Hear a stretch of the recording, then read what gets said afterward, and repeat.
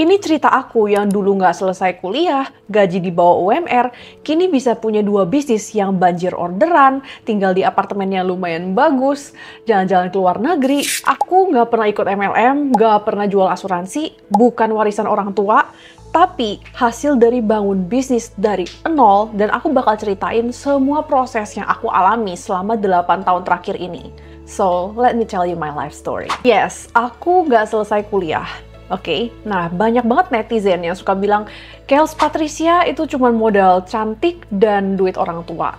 Oke, disclaimer, aku bukan berasal dari keluarga yang susah ya. Orang tua aku ya bersyukur banget bisa memberikan aku pendidikan kurikulum internasional. Kelihatannya masa depanku pasti cerah ya. Tapi sayangnya, aku cuma sempat kuliah 2 tahun, habis itu aku terpaksa berhenti karena ekonomi keluarga berubah. Ya, cause life happens gitu. Nah, jadi aku harus mencari kerja. Coba bayangin, mau kerja apa nih buat anak 18 tahun yang nggak selesai kuliah? Ya, dapet sih pekerjaan, tapi gajinya di bawah UMR. Realistis aja, yang namanya dunia kerja, itu pasti lihat CV gitu ya. Dia pasti lihat kamu kuliah di mana, ambil jurusan apa, habis itu universitasnya di mana, pengalaman kerja kamu apa saja. Nah, kalau kamu bukan lulusan universitas, itu jujur susah banget untuk mendapatkan pekerjaan dengan gaji yang oke. Waktu itu aku kerja di perusahaan interior design dan konstruksi gitu. Waktu itu gaji aku cuma 2,5 juta, habis itu tuh full WFO loh, hari Senin sampai hari Sabtu. Di situ aku rasa gak cukup, baik untuk biaya hidup maupun untuk masa depan aku. Dan akhirnya aku coba cari uang tambahan dengan jualan baju secara dropship. Nah, lumayan sih dapat income tambahan, tapi akibatnya adalah aku jadi capek banget, kayak bener-bener capek banget, sampai aku gak ada waktu untuk apapun selain kerja. Nah, sekitar 2 tahun aku bertahan seperti itu, sampai aku diajak partneran bisnis. Nah, dan di situ mungkin bisa dibilang titik di saat hidupku pertama kali berubah. Bisnis pertama aku sih sebenarnya bisa dibilang sukses, tapi bisa dibilang gagal juga. Nah, jadi ceritanya gini. Nah, aku diajak partneran oleh seorang kenalan aku.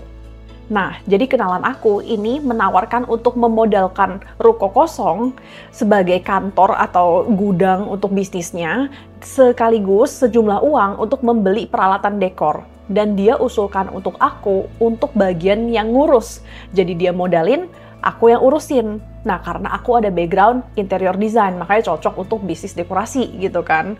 Nah, partner aku usulin pembagian profit, 80% dia sebagai pemodal dan 20% aku sebagai yang ngurusin.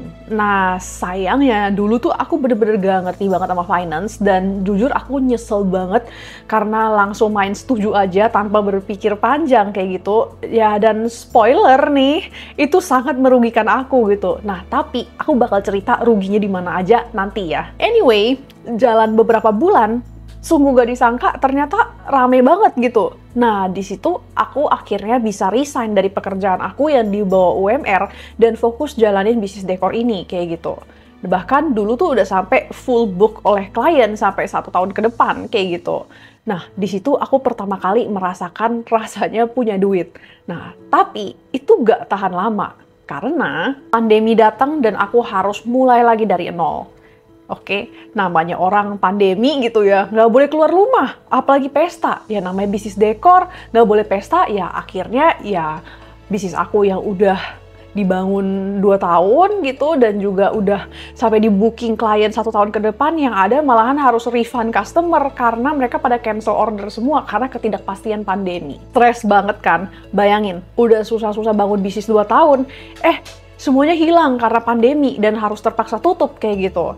Nah, tapi kalau dipikir-pikir, sebenarnya buat aku, pandemi itu ternyata blessing in disguise. Karena kalau misalnya nggak pernah ada pandemi yang bikin bisnis dekor aku tutup, aku nggak akan pernah belajar finance. Kenapa bisa tiba-tiba belajar finance? Ya karena bisnisku tutup dan aku butuh duit. Kebetulan adik aku itu lulusan finance. Nah, dan dia juga punya side hustle gitu, tutoring untuk mahasiswa jurusan finance. Nah, kebetulan adik aku itu kerja di perusahaan private equity, habis itu pindah ke Big Four Finance. Makanya dia jadi sibuk banget dan side hustle tutoringnya udah mulai nggak ke-handle. Nah, jadi adik aku tawarin, Ci, mau nggak aku operin semua materi kuliah finance aku biar kamu bisa belajar dan gantiin aku tutoring mahasiswa? Ya karena aku butuh income, so why not? Kayak gitu kan? Nah, jadi di situ awal mulanya aku belajar finance. Dan syukurnya, aku tuh bisa belajar sesuatu dengan cepet banget, yang penting aku suka bidangnya. Dan aku suka banget sama finance. Dan aku bersyukur banget aku belajar keuangan bisnis dari sana. Karena di situ, aku jadi sadar kalau aku selama ini dirugikan oleh partner bisnisku. Dirugikannya apa aja? Jujur, banyak. Nah, aku bakal list down beberapa ya. Pertama, yang benar itu harusnya hanya working partner yang berhak mendapatkan gaji. Atau partner yang mengurusin bisnisnya gitu. Partner yang modalin tapi gak urusin, itu gak berhak mendapatkan gaji owner ya. Ingat guys. Nah, jadi waktu itu aku kan nggak tahu finance kan, jadi aku percaya-percaya aja pas partner bisnis aku yang cuman modalin doang, dia membebankan management fee yang berarti sama aja dengan gaji owner kepada dirinya. Padahal dia nggak ngurusin bisnis, dia cuma modalin doang. Nah, seharusnya yang berhak mendapatkan gaji owner itu cuma aku. Kedua, nggak boleh charge uang sewa atas properti milik sendiri. Nah, jadi partner aku ada modalin ruko untuk kantor bisnis. Nah, berarti ruko tersebut itu udah menjadi aset bisnis kan?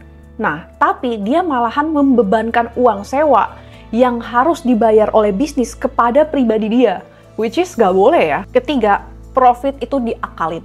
Kayak gitu. Nah, dulu tuh aku nggak ngerti cara hitungan pembagian profit gitu. Aku nggak tahu apa aja yang boleh dan nggak boleh dibebankan kepada bisnis gitu. Nah, aku percaya aja sama partnerku yang S2 Finance gitu. Dan dia nge-charge berbagai macam biaya aneh-aneh dengan tujuan untuk mengundur pembagian profit. Ya seperti yang tadi aku bilang, dia membebankan gaji owner kepada dirinya padahal dia itu sleeping partner, dia membebankan uang sewa atas properti yang seharusnya sudah jadi milik bisnis. Belum lagi dia bisa pakai uang bisnis kita untuk menutup operasional bisnis dia yang lain yang sedang merugi dengan alasan kita ini satu grup harus saling membantu. Sampai di satu titik bener-bener aku udah nggak tahan lagi dan aku bilang ke partner aku, I'm sorry, I'm leaving and I want my 20%. Tapi malahan aku terjebak lagi karena nggak ada hitam di atas putih. Seharusnya dalam bisnis partneran, kalau bisnisnya itu bubar, aset bisnis itu harusnya dijual dan hasilnya itu dibagi-bagi kepada owner sesuai dengan kepemilikan. Tetapi karena tidak ada perjanjian hitam di atas putih, partnerku dengan seenaknya aja bilang, kalau aku pergi, aku gak boleh membawa apapun karena semua aset yang diperoleh selama bisnis ini berjalan itu harus dikembalikan kepada dia karena dia anggap itu milik dia. Jadi di umur 22, I was back to having nothing. Tapi ya jujur aku rasa pandemi ini itu blessing in disguise banget buat aku. Karena bisnis aku tutup, aku bisa ada kesempatan untuk belajar finance, dan aku jadi sadar kalau aku dirugikan dan aku bisa keluar sebelum makin terjebak lagi. Di situ aku pikir, seharusnya semua orang yang mau menjalani bisnis itu harus tahu hal-hal keuangan seperti ini. Atau enggak, mereka udah capek-capek jualan bertahun-tahun dan hasilnya gone begitu aja. Akhirnya ilmu dan pengalaman yang aku dapati selama ini, aku bagikan aja sebagai konten di sosial media. Dan itu awal mulanya hidupku berubah lagi karena aku jadi content creator. Ya jujur aku nggak mau lihat ada orang lain yang mengalami hal yang aku lewatin gitu. That's why aku share ilmu keuangan yang aku pelajari di sosial media sebagai konten gitu. Dan gak disangka rame banget karena jujur aku nggak nyangka aku bakal jadi influencer kayak gitu ya. Karena niat aku awalnya murni sharing gitu. Tapi ternyata ilmu yang aku share itu berhasil membantu banyak banget bisnis owner pemula untuk merapihkan dan memperbaiki keuangan bisnis mereka dan juga menyelamatkan mereka dari partneran yang merugikan. Jadi Instagram aku mencapai 100.000 followers di tahun pertama, habis itu diikuti dengan TikTok aku, dan sejujurnya YouTube nih yang paling terakhir nih, baru aja 10.000 subscriber minggu lalu ya kayaknya. Nah buat kamu nih yang belum subscribe dulu dong biar nggak ketinggalan video berikutnya. Anyway, konten aku rame banget, aku bisa kerjasama dan di-endorse sama brand, aku bisa diundang untuk sharing di kampus-kampus, dan ini semua berkat kalian, followers dan subscriber aku yang setia pantengin semua konten dan video-video aku. Bahkan followersku terus-menerus minta untuk diajarin keuangan bisnis yang jauh lebih dalam dan lengkap daripada yang bisa aku share di konten, karena konten kan terbataskan. Dan that's why di tahun 2022, aku launch bisnis aku, Lady Boss Project. Jadi, flagship produk Lady Boss Project adalah kelas keuangan bisnis, dan ini adalah kelas berbasis online di mana business owner pemula, business owner UMKM dan online shop, pokoknya pemula lah gitu, bisa belajar ilmu keuangan bisnis dengan secara simple dan affordable tanpa harus kuliah accounting. Nah, belajar apa di kelas? Ya, dasar-dasar keuangan bisnis. Oke, seperti cara melakukan pencatatan keuangan, cara bikin laporan keuangan, cara hitung HPP dan tentukan harga jual, cara hitung profit, cara business owner dapat duit dari bisnisnya, cara bagi profit dengan adil kalau bisnis partneran, cara analisa keuangan bisnismu, dan masih banyak lagi. Dan jujur, aku jual dengan harga yang affordable banget. Sekarang harganya masih 300 ribuan aja, karena visi aku adalah aku nggak mau lihat business owner pemula lain yang terjebak di situasi yang merugikan, cuman karena dia nggak ngerti aja finance. Kalau kamu mau ikut kelas keuangan bisnisnya, langsung cek link di description aja ya. Harganya cuma 300 ribuan aja, tapi bisa membantu keuangan dan bisnis kamu. Anyway, kelasku ini di hari pertama launching langsung laris ratusan customer, karena ternyata ilmu yang aku bagikan ini langka dan gak banyak yang mau sharing. Mungkin di luar sana udah banyak banget yang buka kelas keuangan, tapi biasanya mereka tuh fokus di keuangan pribadi seperti saham lah, investasi, atau keuangan bisnis, tapi khususnya untuk orang yang mau jadi profesional atau akuntan gitu, atau untuk perusahaan gede gitu.